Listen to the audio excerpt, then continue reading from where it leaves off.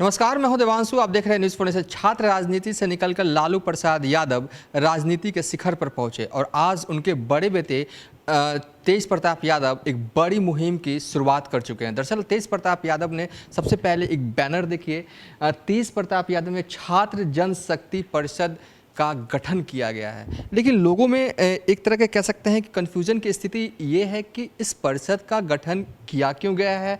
बहुत सारे छात्र संगठन बिहार में या देश भर में चल रहे हैं, तो इसके इतर अगर कोई काम लालू प्रसाद यादव के बड़े बेटे करे तो जाहिर सी बात है कि कोई कुछ बड़ा सोच कर रहे होंगे। सबसे पहले हम बात करेंगे इस परिषद के प्रवक्ता बबलू सम्राट जी से। परिषद का आप लोगों ने संविधान बनाया, क्या मकसद रहा है इस परिषद को बनाने का? देखिए, परिषद का संविधान, छात्र जनशक्ति परिषद कोई एक दिन का कार्यक्रम नहीं है। ये जन्मजन्मांतर और भविष्य बहुत दिन का लंबा प्लान है। तो हम लोग को तो संविधान कानून बनाना पड़ता, किसी कानून अंतर्गत ही काम। और यहाँ पे सीधी है कि हम छात्र राजनीति की बात कर रहे हैं, उसको नेतृत्व देने की बात कर रहे हैं। तो कल आप देखे भी, हम लोगों ने कार्यशाला लगाया, राजनीति सीखो, नेतृत्व करो, और हम सब लोगों को मंच दे रहे हैं। हमारा जो कार्यक्रम है उसमें ऐसा नहीं है कि हमारी निचली इकाई है तो उनके साथ मंच शेयरिंग। पहले क्या होता था, जो पटना में जब आते थे कई ऐसे छात्र संगठन हैं चुनिंदे, उनके जो जैसे हम जैसे लोग, हम अपने पद पे काबिज होंगे और छात्र आया, वही कॉन्सेप्ट हम लोग अपनाते थे कि हमारा जिंदाबाद मुर्दाबाद करे, हमारा गुणगान करे। तो ये सब परिषद में नहीं है। परिषद में हर लोगों को बराबर का हक दिया गया, अधिकार दिया, और उनको अधिकार कर्तव्य बताया जा रहा है कि आपका अधिकार है। जैसे ये हमारे प्रमंडल प्रभारी है, ये तिरहुत प्रमंडल के अभी हमारे एक सदस्य बने, तो उनका सदस्यता शुल्क वहाँ चला गया। ये एक कोड क्या हुआ है। और हम लोग जो अभियान लाए हैं, पढ़ो और पढ़ाओ जैसे अभियान है, राजनीति सीखो नेतृत्व करो अभियान, तो हम यहीं तक रुकने वाले से नहीं है। हमने संविधान में कह दिया, हमने परिषद के संविधान में कह दिया कि हमारा जो बात करेगा हम उसी राजनीतिक दल के लिए काम करेंगे। लगातार आप देखते हैं हम लोग करते कुछ है, मीडिया चलाते कुछ, ऐसा मत चलाए, हम लोग काम करने। और हाँ, परिषद के संविधान में वर्णित है और इसमें लिखा जाता है राइटिंग से, ये बदला नहीं जाएगा कि आप क्या कहना चाहते हैं, इसमें राइटिंग है और यही हमारा संविधान है। और इसको लेके हम किसी पार्टी मानेगा तो ठीक है, नहीं मानेगा तो ऐसा नहीं कि राष्ट्रीय जनता दल के लिए 100% समर्थन है।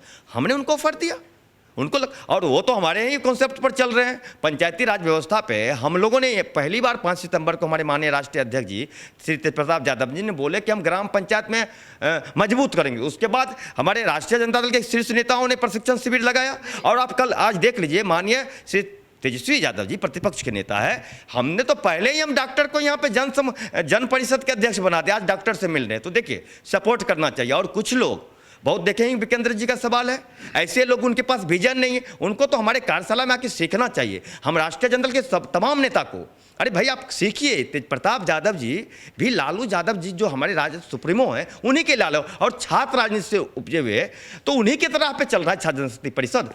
हाय तोबा मचाया हुआ, निश्चिंत रहे, कई लोग हैं, बेनकाब किया जाएगा। और हम लोग भी करते हैं, हम लोग जो परिषद के प्रभारी हैं, तो हमारा PDF रिकॉर्डिंग सारे हम लोग राष्ट्र परिषद में रखा जाता है कि आप कहाँ बात कर रहे हैं, किनसे बात कर रहे हैं। जी ठीक है, मैं सवाल ये है कि छात्र के मुद्दे की मैं बात करूंगा। छात्र की सबसे पहली समस्या होती है, 12वीं पास करता है, पटना में नामांकन करने आता है, ऑनलाइन का ज़माना है, बहुत कुछ समझ में नहीं आता है, छूट जाता है। तल्ख सच्चाई ये है, कई छात्रों का मुझे फ़ोन भी आता रहता है पटना यूनिवर्सिटी से, चाहे पाटलिपुत्रा यूनिवर्सिटी, कहते हैं फ़ोन करके, सर मुझे पता ही नहीं चला, एडमिशन हो गया, जानकारी नहीं थी। तो ये सब बुनियादी समस्या छात्रों की है। बबलू जी, इसका समाधान कैसे कीजिएगा? कर रहे हैं हमने। आपको पता हो, मैं बता देना चाहता हूं, ये छात्र जनशक्ति परिषद में एडवोकेट ऑफ JSD और जन सेव द डेमोक्रेसी अभियान चल रहा था। और पटना यूनिवर्सिटी में जो बच्चों को जो आता था उनको पता ही नहीं था कि हमको नामांकन कैसे करना है। हम हेल्प सेंटर लगाए हैं पटना लॉ कॉलेज में। पहली बार छात्र जो नया लड़का घूमते रहता था और कुछ दलाल टाइप का छात्र नेता उसको पकड़ के एडमिशन के नाम पे ठगने का काम करता था, उन लोगों को भी रोक लगाए। 1 रुपया में सभी, बहुत ऐसा है, क्रिएटिव वर्क है। और उतना ही नहीं है, उनको रोजगार तक ले जाने के लिए हमारे पास भी अभियान है, आप देख सकते हैं। हम ऐसा नहीं उनको बेरोजगार। जी मैं समझ गया, आपने हेल्प सेंटर लगाया। अगर पूरे बिहार की बात करूं, जो गरीब छात्र हैं किसी तरीके से अपना नामांकन कर लेते हैं, यूनिवर्सिटी में करवा लेते हैं, उसके बाद भी आपको पता होगा, आप छात्र जीवन से रहे हैं, कि बहुत सारी टेक्निकल समस्याएं आती है उनके साथ। उन सब समस्याओं को किस तरीके से देखिए हल एक कीजिएगा। चीज़ है, हम न्यूज फाउंडेशन के माध्यम से आपने बहुत अच्छा सवाल कर रहे हैं और हम चाहते भी कि हमारे इस सवाल को जो भी देख रहे होंगे कि छात्र हमसे बहुत लोग बहुत उम्मीद से, मैंने हम सब लोगों से कि 365 घंटा का श्रमदान दीजिए, यानी 1 घंटा के प्रतिदिन के हिसाब से और 365 घंटा ही आप पूरे साल कर दीजिए और उससे हम परिवर्तन करेंगे। हम सबसे पहले यदि हमारे छात्र जो गरीब छात्र हैं जो हमसे जुड़ते हैं, यदि हमारे इस अभियान को सपोर्ट करेंगे तो हम उनको पढ़ाने का काम करेंगे। उस पर जो भी आगे पढ़ाई का होगा वो छात्र जनशक्ति परिषद के द्वारा किया जाएगा, है ना।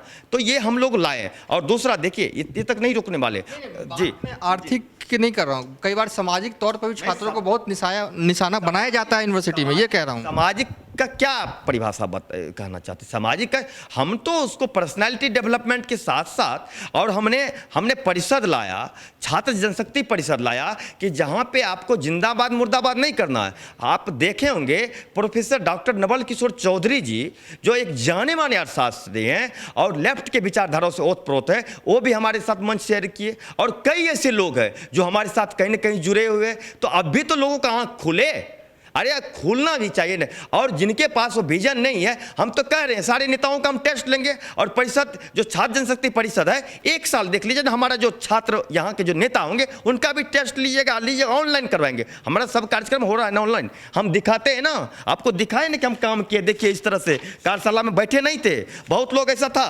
बहुत लोग हमारे पदाधिकारी भी, उनको लगा कि अरे नहीं हम लोग सबको मंच दे रहे हैं। राजनीति सीखो नेतृत्व करो में आज जिस तरह से हो रहा है तो लीडरशिप जॉब के रिलेटेड भी जोड़ रहे हैं और सरकारी तो जॉब नहीं दे रहा है। नीतीश कुमार जी पूरी तरह से बेनकाब, इनका एक भी योजना सही है।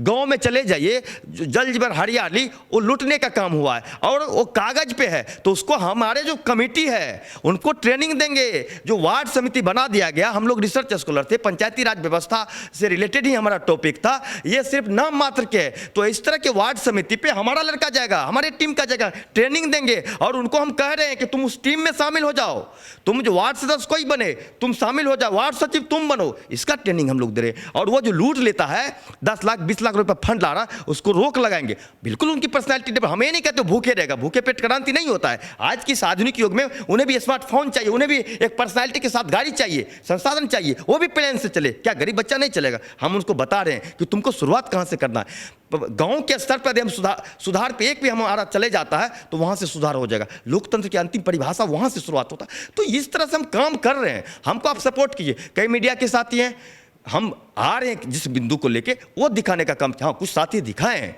कि यूनिक है, एक अच्छा तरीका से काम हो रहा है। ये दिखाइए ना कि हमारे कार्यक्रम ने 7 घंटा सारे लोग रहे और सब तरह के व्यवस्था हमने दिया।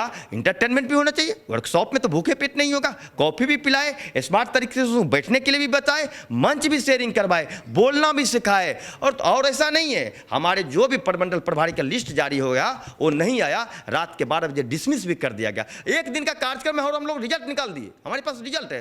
तो आप बताइए जब आएंगे अब तो ना कुछ होगा।